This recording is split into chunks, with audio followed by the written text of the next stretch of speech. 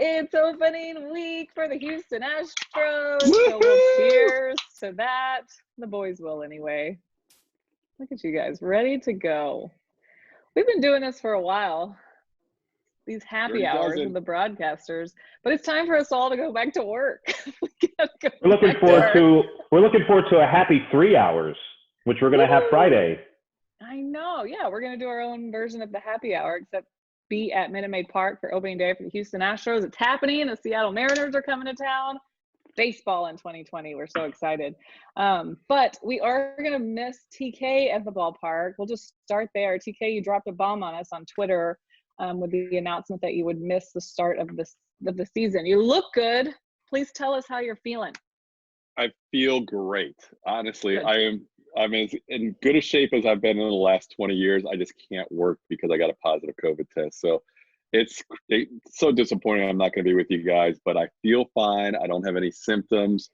Thankfully, even though I played golf with a couple of these guys on the screen there, Blummer and Sparky, I did not pass it along to anybody. My wife is tested negative. So just me hanging out, and I won't be working, but I'll be following along with you guys on the opening day. You'll be drinking every time we say over. Sprint. Yeah. Sparky's going to go crazy with that. I can listen to this. You're going to watch us, right? And not listen to the radio guys, right? You like us better. I got to listen to the TV side. Are you kidding me? I have to. Although I did loyalty. I did get to. I don't blame you. I got to listen to them. The Kansas City games, I got to listen to the boys. So there you go. Yes, exhibition games underway. They're already in the books, and Sparky and Robert all over it. How did that go? I want to know from you guys, being able to calling those games. Those games were in Kansas City, but you guys were at the ballpark. How'd that go? Well, I thought it went better than I thought it would. I kind of didn't know what to expect. I knew it would be difficult, and there's still some things that I know I want to improve upon going into this season. I mean, it's just going to be tricky when you're used to seeing the whole field, but you can't, no matter how many different camera angles you have, you can't really replace that. But I think one thing that was good was being back with Sparky again and working together. Like, it was almost like we hadn't missed a beat in terms of, us two working together, which was good. It's just figuring out all the other stuff, which will come with time. I think the thing I'm going to miss more than anything is not being able to go in the clubhouse, whether it's talking to one of the coaches, Dusty Baker, or the players, and just get some insight and some stories that are different from what that are put out in print. So that's going to be the toughest part for me, because we all pride ourselves on being able to give a little bit more than what people are used to. I know we had talked about it on here that we were probably going to reach out to the opposing teams broadcasters a little bit more and maybe try to set up some calls. And I was watching Kansas City's TV broadcast, and sure enough, they're giving Sparky a shout out about something that you had told them, a little tidbit. And I think we're going to be doing a lot of that, but I liked hearing your name on their broadcast. That made me happy as well. Blummer, have you been watching some of these exhibition games? I know we sat in the booth and watched Lance McCullers just paint a couple of nights ago. Have you been watching all this? I have, and a lot of it has been for the same reason I think all of us have been watching it, is because we want to see how it looks, what it feels like. Are we recognizing what other broadcasters are doing, and how can we pick their brains and see what's going on? And it's been a lot of fun to watch. And I tell you what, if we went back 2 weeks ago and you asked our honest opinion, we probably would have said, I don't know if the season's going to start. But with these exhibition games, I am definitely much more positive and excited about Friday coming for the opening day for the Astros. And it looks like it's going to be fun. It looks like it's going to be a challenge, but at the same time, it's what we do. We adapt, overcome, and make this thing happen. And I just want to say that I am thoroughly happy that TK is feeling good. Yeah. It's always the biggest worry with this COVID, that he is asymptomatic, or he's healthy, or he beat it, whatever it is that you got through. I am just severely happy that you're okay and going to be back soon enough, but you will be missed. I've just met that he said that this is the best shape he's been in 20 years. Kind of makes you want to get it. The bar was really low. The bar was low. Didn't you say you've been working out every day? And I don't have anything else to do. I can't leave the house. yeah, we You have are a on little. Don't you lockdown. dare leave. We have Yeah. a little gym where we moved to, and we built a little home gym. So yeah, I've been doing nothing but working out and catching up, reading a media guide. I don't have anything else going on. I haven't gotten one yet. Okay, so we had our first little broadcaster session with Dusty Baker. A lot of things that just help us prepare for the game, little one-off questions. But TK, you were on that, and I mean, did anything stand out to you as far as this team getting ready, this 2020 club that we're going to see? I felt like there were a lot of questions about this team at the beginning of summer camp, and now, I mean, there's just as many, it feels like, and this is probably the case for a lot of teams. But how are you feeling about this group? Yeah, I would say going into the season in the middle of March or beginning of March when things ended, second week of March, whatever it was, there were questions about Verlander and how Lance McCullers Jr. would go the whole season with his innings limit. So those two were answered based on the season not starting until now in a positive way for the Astros. But now all of a sudden we've got all these other questions about Yordan Alvarez and Jose Urquidy and Austin Pruitt and Brad Peacock that were not really question marks, at least at that point in the spring. So it's kind of been a give and take, and I'm not, the Astros are going to be a little thinner than they thought they would be going into a season. 60-game season, easier to get through than 162, obviously, but some of those guys need to come back and contribute whenever they can. Hey, Sparky, what do you think about some of the arms that we're going to see? Maybe some of the younger guys that'll end up on this roster. Yeah, I'm concerned with the bullpen, and I think on a nightly basis we'll get some inconsistency out of the young guys. And Noli Paredes looked unbelievable. If he can continue to do that, he's going to be fine. But I'm worried about Brian Abreu, maybe Johanse Torres as far as their strike throwing ability. I was encouraged by Cy Snead. I think he's very reliable. And to be able to go out there and pound the zone and get big outs and be lengthened where he can get maybe 2 or 3 innings on occasion. But because of Jose Urquidy being gone, because Osuna's not going to be able to start the season at the beginning, everybody else is a little slotted back. Ryan Presley will be the closer. So I think it's the bridge, and Dusty spoke about the bridge getting to Presley is going to be probably his toughest task as a manager. Robert, do you share those concerns? Are there things that you're worried about or even excited about? Yeah, I do share their concerns about the bullpen, also the back end of the rotation. We know Josh James is going to be in the 4 spot, and he's looked great. I know he looked great before spring training shut down, and we've heard good things so far.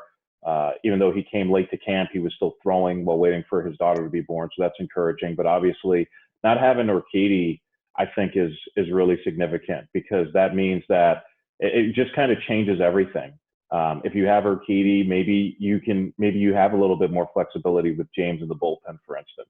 But I think not having Urquidy and not knowing how long he's going to be out, I think that's pretty significant, because it changes everything with the rotation and also with the bullpen. That, and obviously not having Osuna possibly for the beginning of the season. But the hope is at least that Osuna should be ready, if not right on opening day, shortly thereafter. And Blummer, missing Peacock, Blummer, and Pruitt, that's a lot of innings that they're going to have to make up for. It is.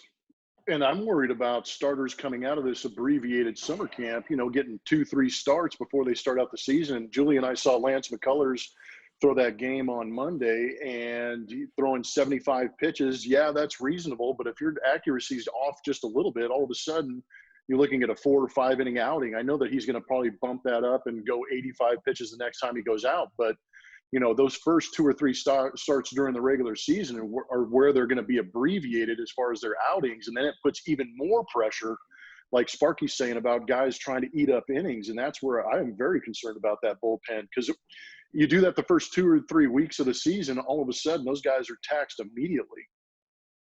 You just think about last year, right?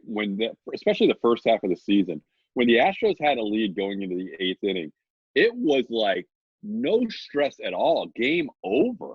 Like, you're rarely that confident about a team with a 1 or 2 run lead when you had Presley and Osuna doing what they did last year. Mm-hmm. Now that bridge, which was the strongest bridge in the game for the first half and for a lot of the second half as well, now that bridge is more of like a rope bridge. You're going to be wobbly, and you're not going to be as steady going from the starter to the closer, and that's going to be the issue the Astros have to deal with. Starts with the Mariners. Hey, did you guys send in pictures for your cutouts, for your cardboard cutouts? Not Not yet. What? Come on, we got to get on this. I You want haven't your yet. DK has more cutouts, time Dan? right now. I DK got has so more much time. I actually sent two. I sent one with me as a little kid and one. That's great. So, hey, man, what about the perks? You send in the cutout for the fans that do that. There's a lot of perks involved, right? Well, I mean, other than being They get a on replica TV, championship probably? ring. Oh, that's right. Keep going. Replica championship ring. They get the cutout, and that'll be shown. They'll get the cutout back at the end of the season. That's cool. There's something. Oh, That's and the cool. proceeds for them to be able to do it, I think it's $100 will go to the Mhm. Astros Foundation. Yeah, That it's a is cool. donation. Yeah. Love Can I that. use my cardboard cutout for the next happy hour? Wow. Oh no! Ouch. Please do. Ouch. No, I think those are Just fun as though. I saw them entertaining. today. I saw them today in the Crawford boxes all lined up. I don't know if there's more coming or those were the first ones or maybe they were just testing them out to see how they would look, but they're fun. I like them. It's something different. I mean, make lemons out of lemonade this season, right? That's what 2020 has been about, period. Not just in baseball, but in general. How does the I like Julia chicken Morales salad. cutout roam? How do you roam in the stands if you're a cutout? No. Because you're gonna be stationary, right? You got the first time in your life you've actually. No, I hope not. And we're working on it, TK. We're hoping that we can. There's a way. There are certain areas that we can be in. There's a lot of areas that we can't be around or in. A lot of restricted areas, but we're gonna try to get creative. Like Robert said, we're making lemonade out of whatever lemons we got. Okay, so they get a replica ring. Ring day happened. That's awesome. Everyone's got some hardware. Well, we haven't yet, but the players got some hardware. Did y'all get a chance to look at them? Anybody see them? Saw some pictures. I mean, Yeah. Not quite as nice as the ring from 3 years ago, but still very nice. And I mean, it's always an accomplishment when you do what the Astros did, get all the way to the World Series and get to 7 games, and still should be celebrated. Obviously, didn't end quite the way we were hoping it would, but still a season to celebrate without question. And I'm glad that the players got a chance to do that today. Those are things too that, you see retired players, former players bust out later in life. And when they go to events and everything, I'm sure is just more appreciated. You guys can speak to that, Blimmer and Spark, you guys who have played, what those things mean to you down the road. I bet so much more once you're out of it, right? Absolutely. You appreciate it a little bit more while you're going through it. To Robert's point, you remember the loss instead of the actual fact that you earned the right to go to the World Series, which is rare in itself. And they've went 2 out of the last 3 years. So that's special. And I think once you retire and you can look back and you can say, okay, man, there were teams I was on that didn't have many opportunities. And then I played during this one great era of Astro baseball, where we were constantly competing for a World Series championship, not just an American League West championship, a World Series championship. So that's always going to hold a big piece of their heart. And it's always nice too, because the organizations, while they recognize them with a ring now, 5, 10 years, 15 years, they're going to keep calling, going, hey, you want to come back and have a little an alumni session and rehash how great you guys were back in the day. That's always a good time too. Maybe some orange jackets later on. Ooh, that's yeah, right. There's some on that one. Yeah, much later. Could be, man. There's a lot of players on this team that I think we'll be able to refer to with just their first names. There's probably 6 to 10 of those types of players in 10 years. If we're all still doing this, we can mention their first names and look back to some wonderful times this team has provided. You mean you don't think the Astros are going to have another Yuli? Well, they might. Well, Baggy wants another Yuri. Talking about mentioning players on the broadcast, I think they were talking about the Royal starter Glenn Sparkman the other day. I don't think they mentioned Spark. I'm just kidding. They mentioned Sparky. It wasn't you. Hey, the rings though. it's like a lot like last time. Remember, there's opportunities for fans to get involved, and they're going to sell the key rings and the paperweights, and that whole Justin's fan collection is coming back out. So if Right. you're interested in that, you can go to justins.com/Astros and start shopping for your hardware that you can take home or wear. Some bling. I like it. But back to opening day and just the opening series, guys. Let's do just a quick little preview of how everyone's feeling about that first 4-game series against the Mariners. Blummer, you want to start? Yeah, I love that it's starting against the Seattle Mariners. We're not the only prognosticators who are anticipating them pulling up the rear end of the American League West. And I think it's a nice little starter for the Houston Astros to go out there and score some runs against a team who is young, maybe a little bit inexperienced, but it's an opportunity for them to go out there and score some runs and maybe get the confidence up for 4 games before the Dodgers come in. I had already done some go notes ahead. before I knew I was missing the series. So this is my favorite one. Obviously, 18-1 is awesome. But the fact that they outscored them 123-62, and the one game the Mariners won was a 14-1 win on June 5th. So those other 18 games, they outscored them 122-48. 122-48 for 18 out of 19 games. So yes, no offense to the Mariners, but last year they were dominated by the Astros, and hopefully that happens again this year. And they started out 13-2 to begin the season before the Right. Astros showed up at their ballpark. I think back to a year ago, 60 games into the season, and I think it's something like this. The Astros were 40-20. The Rangers were 30-27, 60 games into the Astros season. And then third place was the A's at 30-30, at just 500 ball. And if you think back to the first 60 games of the season, the Nationals were below 500. So they wouldn't even made the playoffs. It's interesting right now that they're talking about expanding the playoffs. I think that'll be welcome news to a lot of people. I think that'll be a great thing. I'm hoping for it. But man, anything can happen in this short season, can it? Absolutely. The Mariners are definitely a team that's still rebuilding. They're still a few years away. I am looking forward to seeing some of their young players. You think about Kyle Lewis, who was pretty impressive when he came up late last year. I think the Astros played one series that he played in.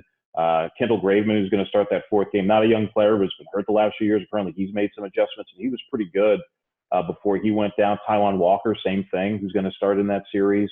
Looking forward to seeing what he brings to the table. He's been hurt the last few years. So just looking forward to seeing baseball, number one, and looking forward to seeing how this Mariners team kind of looks. I mean, I think we all know that the Astros on paper are the better ball club, even with some of their absences, but looking forward to seeing how some of these young players for the Mariners are developing. I agree. I think, we saw early on maybe the pitching, or it seemed like watching Justin Verlander and Lance McCullers and some of these guys come out and look really great in summer camp. It just seemed like the hitting was going to maybe come on a little bit slower, but then what they did against Kansas City made me feel pretty good. I think made everyone feel good just to see the Astros hit like we know they can. And we know these guys turn it on, especially at home. I'm hearing Bobby Dynamite might be in the building. I really hope so. I hope that train's going off. I can't wait for all of that to start up again. And then of course with Justin Verlander getting it started against the Mariners, I'd be scared if I was the M's. I'd be a little scared showing them to town. I mean, this is a group that could not wait to get into a game and start proving themselves as this 2020 club, and putting some other things behind them and proving that they are just as talented as they have been the last few years. And so I think they're going to be more than ready to show the world, So I'm excited to see George Springer lead things off against the Mariners and probably go deep, because that's what he does against that team. And I think this national narrative continues to fuel the fire with ESPN and the national news. I mean, the counter that they have on the hit by pitches and things like that is just adding to the fuel. And I think it'll work in their favor. Thankfully, go ahead, Blummer.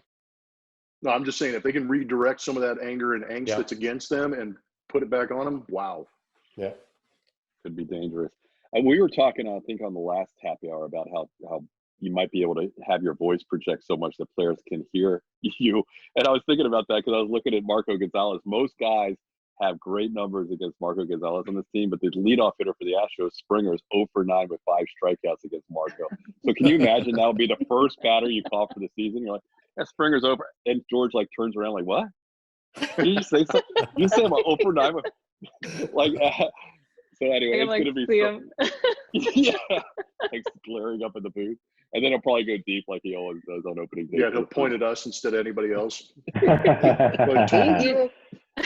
Okay, so Robert and Sparky had their headsets on and they were calling, but Blummer and I were a little bit closer to the Spanish broadcaster booth. And who was it, Reddick, that went deep? That we heard them going off. Like, and that that was fun. It was fun to hear them. And I'm like, oh, that is. But I mean, once you put the headsets on, you guys would have to tell me what it feels like to project like that. I mean, are you just kind of in your own bubble once the headsets go on, so you don't really notice that you're the only person talking? Am I right on that? Or yeah, I think that's right. I'm kind of curious. They're going to be piping in the crowd noise. I mean, and obviously part of the hope is that maybe that makes it a little easier for us to speak at our normal volume, and maybe makes it harder for the guys in the field to hear us. But yeah, I was thinking about it doing the game, the last game against the Royals on Tuesday, because Zach Greinke was throwing a sim game on the field at Minute Maid Park while we were doing that game Tuesday afternoon, and I was thinking to myself, they have to be able to hear us, and we're talking about a game they're not even playing in. But I'm like, these guys have to be able to hear us. But yeah, I'm hoping that with the piped in crowd noise, maybe that makes it a little easier. Also, we may have to channel some golf and tennis announcers to prevent the players from hearing us all the time. Well, Chris Schenkel from Saturday afternoon bowling.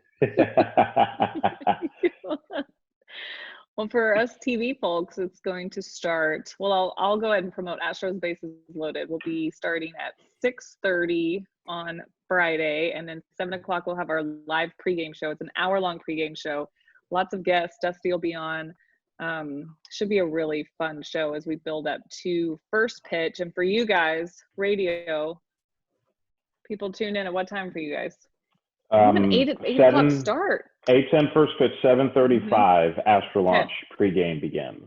There we go. Are we dressing up for opening day? What are we doing? Maybe above waist. I still think I'm wearing shorts though, right? I'll wear a shirt with a collar.